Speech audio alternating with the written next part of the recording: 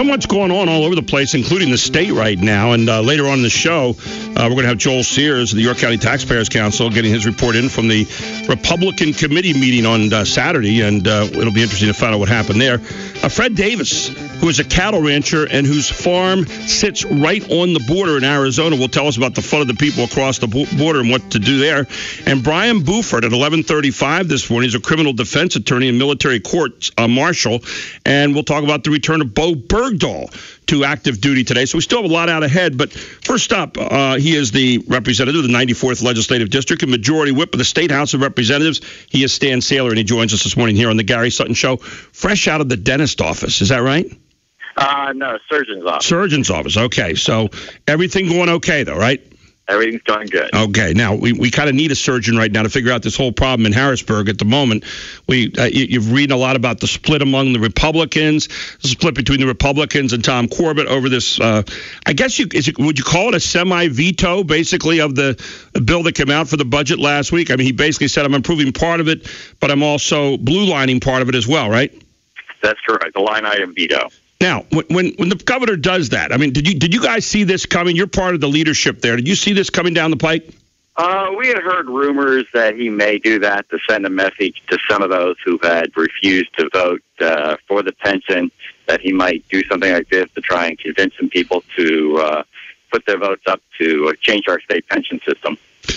We have been talking about this pension system. You and I have talked about it ad nauseum, I think, a number of times in your appearances here. And the governor obviously made that a priority, and he's saying right now, I've got 4 months to go till we've got an election. I said this was one of the things we were going to address.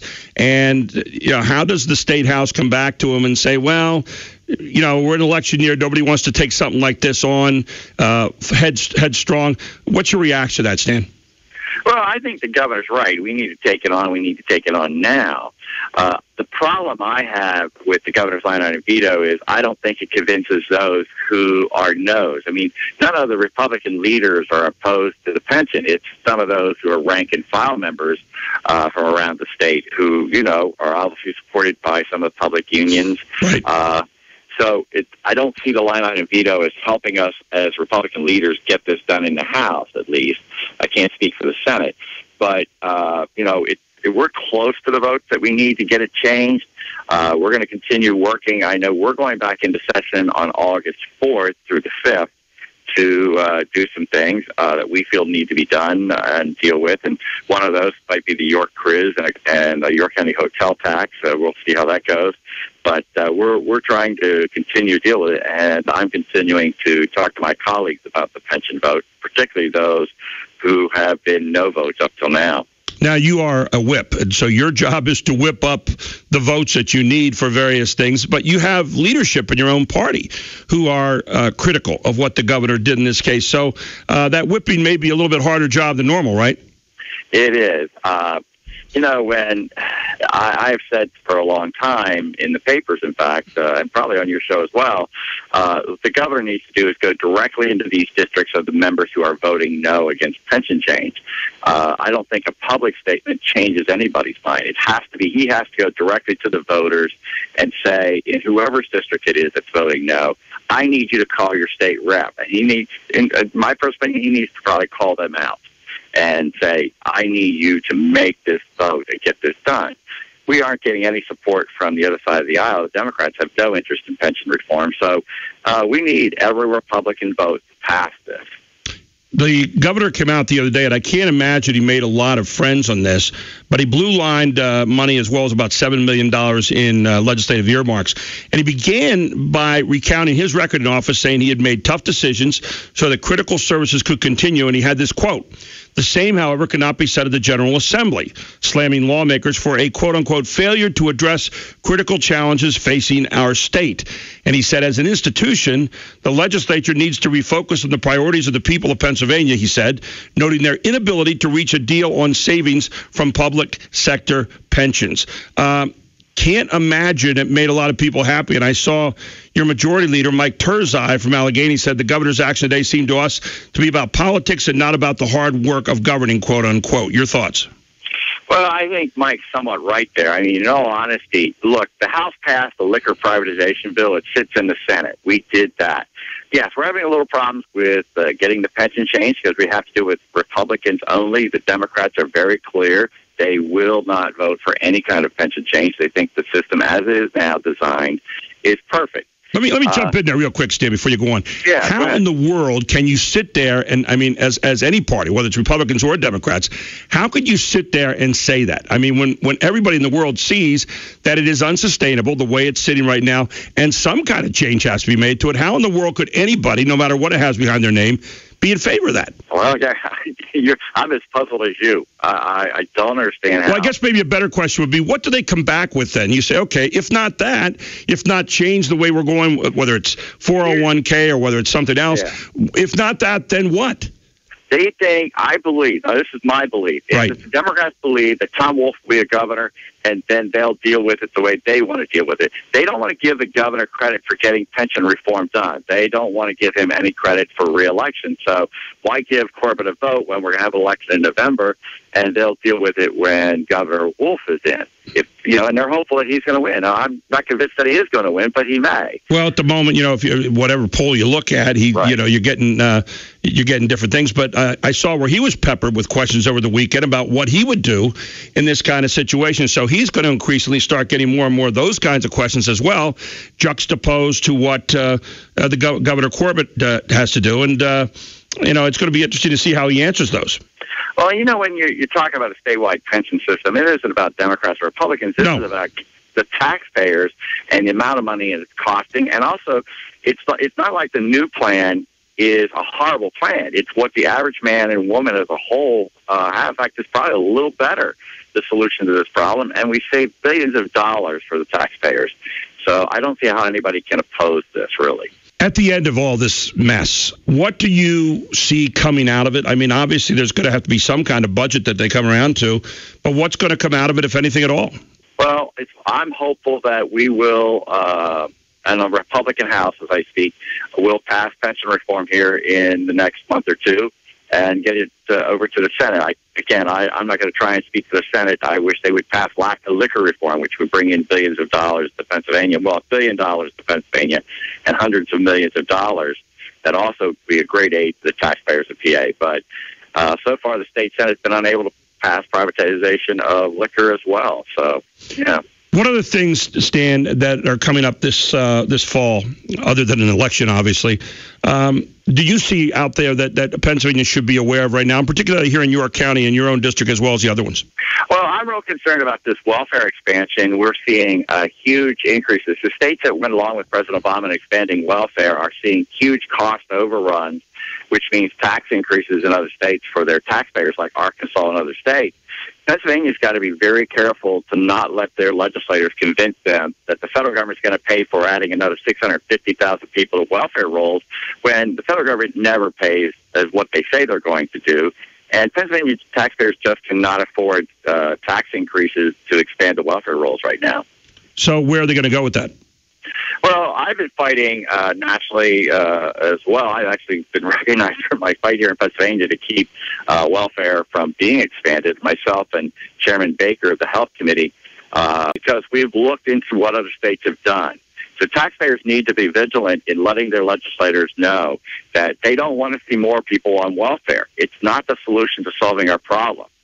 And that they have no interest in expanding more tax increases to take care of those who are able to work. This is not people who are on disability. These are not senior citizens working. When we talk about expanding welfare, as President Obama is, he's talking about men and women who are able-bodied people who can work. We're talking with Stan Saylor, the representative of the 94th Legislative District, a majority whip of the state house here in Pennsylvania. It's interesting. I had Bev McElrath on one day, who's a former, obviously, legislative member here from you, and now the head of welfare here in the state of Pennsylvania. And she said there has been a lot done to try to cut down on welfare fraud here in the state by the Corbett administration. And yet at the same time, she said there's a long way to go. And the staff that they have, I don't want to paraphrase exactly what you said, but indicated the staff they have can only do so much. Is there a chance that we could increase that along the way? Again, I hear taxes being raised if we do, but point being, what would we do to make that better right now under the present system? Well, that's what I think Governor Corbett and Secretary McArthur have been fighting with President Obama on, has been, look, you want to expand this, but you won't let us. And then the federal rules and regulations on rooting out corruption are very tough. It's almost impossible to do with the federal regulations. One of the things that I've been saying for a long time has been in the food stamp program, where people can go in and buy 35 cases of soda or a ton of all kinds of things that are not healthy, and then they go out and they sell it to taverns and bars at a huge discount so that they can get their money for gambling or their drug money or their alcohol money. And we have been fighting that would require anybody who gets food stamps must buy nutritious food. They must buy cereal. They can't buy pretzels, chips, soda, energy drink. That's just ridiculous. Mm-hmm. And it goes along, by the way, Gary, President Obama's wife, Michelle Obama, is running this obesity campaign in this nation. And, of course, they won't force people who are on welfare to buy healthy food. That's sad because Pennsylvania already requires, under our single moms program called the WIC program, they're only allowed to buy healthy food. They're not allowed to buy the sodas and the pretzels and the energy drink. So we already have an example of a program here in Pennsylvania that's working very well and very good for children in particular. Coming back again to what the president blue lined the other day, one of the things that he nailed was this idea of parking in the city of Harrisburg for state employees. Tell us a little bit about that whole controversy. Sure. The governor negotiated with the city of Harrisburg as part of their bankruptcy, and it says the state will pay more for parking in Harrisburg. Well, the governor negotiated and these huge increases to the city of Harrisburg for parking. And am I right in saying $2,500,000 is transferred to the Senate for distribution upon approval by the President pro tem of the Senate, the Majority Leader of the Senate? Yeah, I mean, it's a huge increase in parking fees to the General Assembly. Now, the General Assembly is part of the package that you get as an employee, includes parking and stuff, and that somebody has to pay that. Right. Now, the governor's vetoed that, but had the General Assembly, I think the governor could have blamed the General Assembly, had the General Assembly negotiated these huge fee increases. I mean, millions of dollars. And the governor negotiated, not the General Assembly. So now the General Assembly has to pay these fees to the city of Harrisburg. And that's where that money was supposed to go. And I think the governor, again, we're not happy about the fees. First of all, we think they're outlandish, very high. Mm-hmm. And we should have had some input into it. But we, as the General Assembly, never had any input in negotiating these parking fees on behalf of the General Assembly. So in other words, the state picks up the fees for you guys to have to park there in Harrisburg, right? Not me. Some of the employees in our agencies as well. Yeah. And then the appropriation I saw from the legislature was $330 million, and it said it's also sitting on an estimated taxpayer-funded reserve of $140 million. I think the governor pointed to that and said, "Hey, you got some money right there. You can punch that in yourself, right?" Right. And some of that, he may be okay on. In one of the things that happened back, Gary, in 1991, right before I got elected to office, was that if you remember, Governor Casey blackmailed the General Assembly. They had a $1 billion deficit. And Governor Casey kind of blackmailed the General Assembly into appropriating a $3 billion tax increase, the largest one in the history of the state, by cutting their funds until they would approve a tax increase. So Pennsylvania suffered a huge tax increase. So that after that, Democrats and Republicans alike said, why should we be blackmailed into passing tax increases by not having funding? So they created this reserve fund so that no governor in the future could blackmail them into passing a tax increase. Talking with Stan Saylor, representative of the 94th Legislative District, a majority whip of the State House. Stan, quick break. We'll be right back with you here on the Gary Sutton Show as Stan takes time to join us this morning. Welcome back to the Gary Sutton Show on a Monday morning here on WSBA. And we're Stan Saylor, who is the representative of the 94th Legislative District and also the majority whip in the State House of Representatives. Stan, I wanted to ask you a question that maybe you don't know much of an answer to, but maybe we can get your reaction. We're obviously watching what's going on down on the border with all these kids that are coming to the country. Over 53,000 have entered the United States so far. They're saying maybe 90,000 by October. We're also seeing refugees moved around the country and various refugee camps set up as close as Pennsylvania or close as Maryland, and maybe even in Pennsylvania. Is there any talk among the people you speak with in the House or in the Senate about what to do with that? Is there any kind of movement in that direction? I know there's been a lot of hush-hush with the Pentagon and even with the Health and Human Services about this so far, but wondered if you were getting any word. Well, I think our members are really concerned what it's going to cost Pennsylvania taxpayers from the state budget, let alone the federal, because as everybody always talks about the federal government paying for things, the federal government doesn't pay full. It's just like the welfare rolls. We know we have illegal immigrants on the tax rolls via a number of what I call illegal circumstances that have been allowed to happen by the federal government. So, yeah, it's a real concern to us because when you're talking 50,000 children, that's 1,000 children per state. Kind of, if you were to divide them up equally, I'm sure that's not the way it's going to be. The bigger states like Pennsylvania and Texas and California and New York and Maryland, so on and so forth, will be the ones who bear the brunt of housing them most likely. But in the end, the taxpayers bear that cost. And I think all of us care about how these children are treated and everything else. Our concern is where the money's going to come from to pay for that. I was looking at an estimate not too long ago about cost to Pennsylvanians on illegal immigration. $1.37 billion a year spent on illegal immigration, $576 million a year to educate the children of the illegal aliens, $111 million a year on unreimbursed health care for illegal aliens, $74.3 million a year on criminal justice activities for illegal aliens, and it goes on and on and on. Here again is one of the things you brought up in the beginning, $221 million a year just in Pennsylvania alone on welfare for illegal aliens. And I thought those are numbers that are kind of shocking when you sit down because you normally don't think of Pennsylvania as being such a hotbed for that, and yet it's affecting every state in the union. It is, and I think that is what people miss every day when we try and do the state budget. It's just like this year. We had $1 billion passed on to the taxpayers of Pennsylvania from the federal government. And it's like, how long can you go until you have to increase taxes because the federal government keeps forcing these services and mandates onto the governors and the state legislatures across the country? I've always said I love our flat tax in Pennsylvania because if you're going to increase taxes, Stan Saylor has to vote to increase them. In Washington, Gary, the federal income taxes, it automatically goes up every year. And they never vote to raise taxes down there as far as, on the percentage side. They vote on other taxes that they hide behind our backs. So I'm real concerned. I think the states are going to be put at financial risk as we move forward with this whole illegal alien thing, not just in welfare costs, but in prison costs. Here in Pennsylvania, our prison costs are one of our fastest increasing costs in our state budget. Yeah, in fact, I was looking here at some of the criminal justice activities. It says $74.3 million a year on criminal justice activities alone for illegal aliens right here in the state. Now, take that to all people in the state. I mean, it's pretty much out of control. Yeah. And I don't know. I mean, this president just does not seem to make decisions to get anything under control. It's keep passing the buck or make no decisions that are in the best interest of taxpayers. Like I said, I don't think there's anybody in our state or in our country who wants to see these children harmed. No. But there's a limit as to what you can do. We have a lot of our own American children here just in York County who need services, and we're not necessarily meeting their needs. And we need to do a better job of that.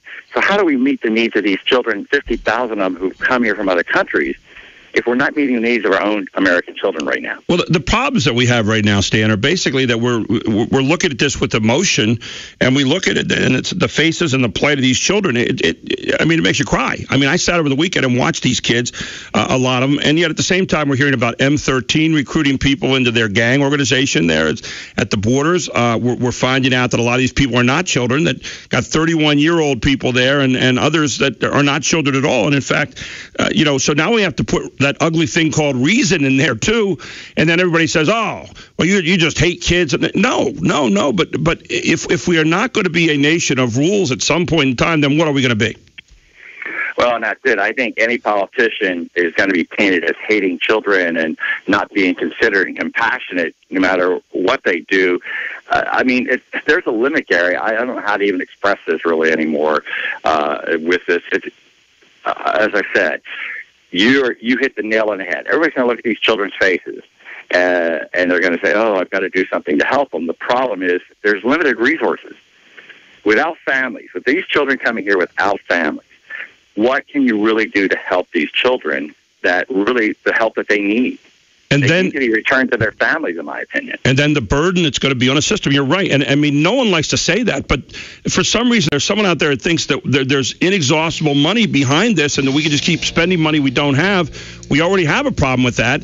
And now we're going to add to it monumentally. I don't know what's going to happen. It's amazing to see all this, almost breathtaking right now. Stan, appreciate you taking the time to be with us this morning, and please stay up with us on the latest on the budget, okay?